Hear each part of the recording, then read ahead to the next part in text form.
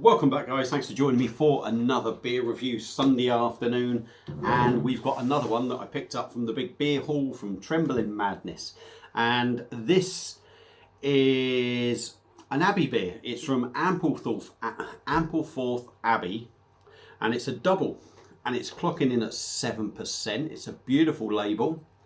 It's got a nice old crown there. 330ml bottle. Got this from Trembling Madness, £3.10. Now, just quickly, this is brewed and bottled by Little Valley Brewery, West Yorkshire, under contract for Ampleforth Abbey in York. Now, there is a little bit of a story on this label, so I'm going to do that, try and read it out to you. Ampleforth Abbey beer.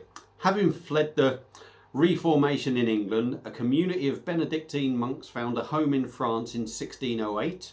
Determined to make a living for themselves, they began brewing their native beer, La Bière Anglaise, English beer. Where are we? It was made with hops and barley, then double fermented for strength and champagne-like sparkle. In 1793, escaping the French Revolution, they fled back to England, and in 1802 they settled in Ampleforth and built the Abbey, and today the beer, based on a similar recipe, is being brewed and poured again. And like I said, this is a contract brewed for them by Little Valley Brewery, but it did catch my eye when I seen it. I'm going to show you the label again. Does look really good. Hopefully it's going to be good. Yeah, so a double. I like a double. On the back quickly, it says ingredients. Water, barley malt, wheat, or barley malt, wheat malt, cane sugar, yeast, hops, and that's about it. So I'm getting the old my funky craft beer glass out again. God knows if the carbonation is going to go nuts in it, but that's a nice sort of shape for this beer, I think. Just grab me a bottle opener, get it out and pour it in, see what we get.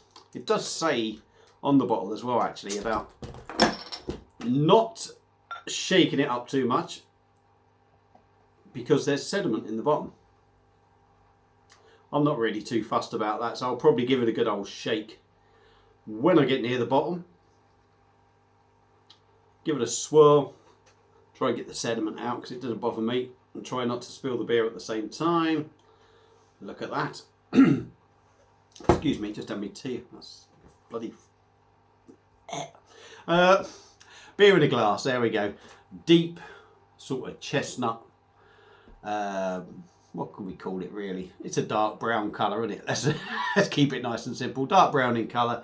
There's a bit of gentle carbonation coming up from the very bottom bit I can see. There's just a dusting of a tan, sort of quite big bubble sort of head on top. Looks like a double. So let's dive in on the nose. Maybe I was a little bit too cautious with this pour. Maybe that's why it hasn't really sort of built up a big head. I'll give it a swirl, but let's dive in on the nose, see what we get. Quite a sweet, dark aroma, as you'd expect really. I mean, it's a dark beer, of course it's going to smell dark. A big sort of almost brown sugar, dark malty beer.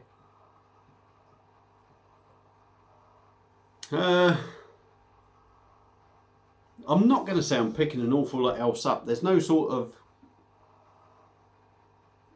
aniseed sort of thing. Aniseed licorice, I wouldn't say. Maybe a touch of licorice in there, maybe. But not as punchy as you'd expect from maybe a Belgian sort of double. But it smells decent. So let's dive in, give her a go. Cheers.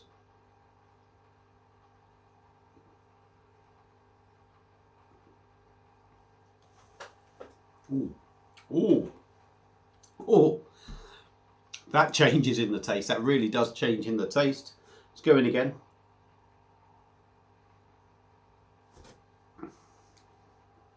First thing I noticed there is carbonation.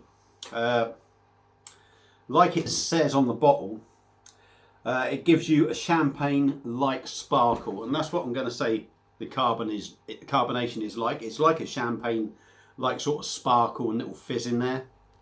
Body isn't bad. It's not bad body. Not massively heavy, but it's not a bad body.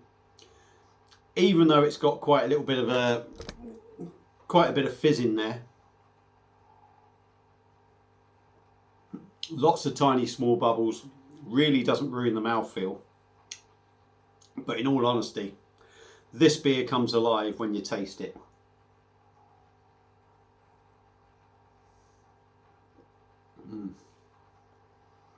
Big, rich malty notes. I'm going to say you're getting a little bit of sweetness coming along. And then all of a sudden for me, you're hit with dark fruits, raisins, sultanas, that kind of thing. And a big hit of licorice. You do get a big hit of licorice in there. And I'll tell you what, it is bloody lovely.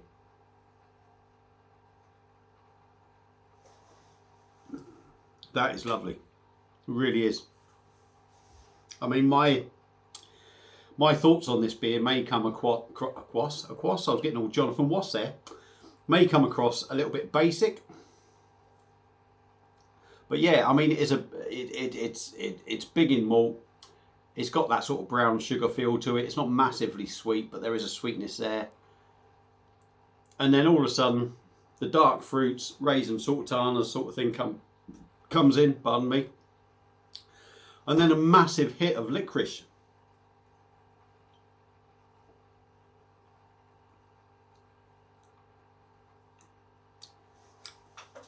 Maybe even as my palate's adjusting and the flavours are developing, you could say when that licorice sort of kicks in, you get maybe a bitter coffee sort of taste to it. But one thing I do know is this is a belting Abbey beer, and I tell you what, really we should be proud of this one. Tint Meadow, the only sort of Trappist brewery in the UK, that is a belting beer.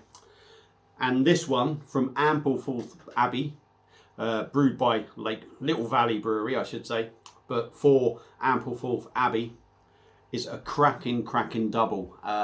Would I drink it again? Too right. I would, if I could just pick that up in a supermarket, I wouldn't hesitate buying that. Even at £3.10. I mean, hopefully a supermarket would do it a little bit cheaper. But that is a cracking double and a really enjoyable beer. So if you happen to see this, and like I said, it was the first time I'd sort of seen it, and obviously it's the first beer from them, for me and the channel, so it's a new one for me and the channel. Yeah, if you happen to see it, give it a go. Even, you know, if you're hardcore Belgium and think, oh, I don't know if the English can do this, you've got to give it a go. I think that is a belter of a beer, well worth picking up and trying. If you've had it before, and been lucky enough to have it before, let me know what you think. Feel free to comment. Hope you've enjoyed the video. Sorry I've waffled on. Feel free to subscribe, like and share the video and all that lot. And I'll see you again soon on another beer review. And keep enjoying your beer.